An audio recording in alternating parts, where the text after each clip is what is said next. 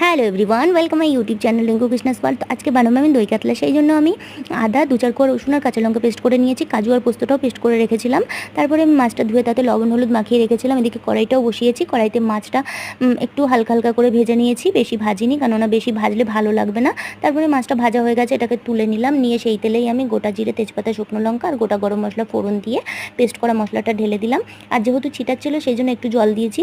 তো এই মশলাটা ততক্ষণ কষাবো যতক্ষণ না এটা দিয়ে তেল ছাড়ে। তো এই মশলাটা দেখো কষা হয়ে গেছে, এর মধ্যে আমি লবণ দিলাম আর হলুদ দিয়েছি। হলুদ না দিলে বেশি ভালো হয়, আমি লাল লঙ্কা দিয়েছিলাম সেই কারণে হলুদ দিয়েছি। তারপরে এর মধ্যে আমি বেটে রাখা কাজুটাও দিয়ে দিয়েছি।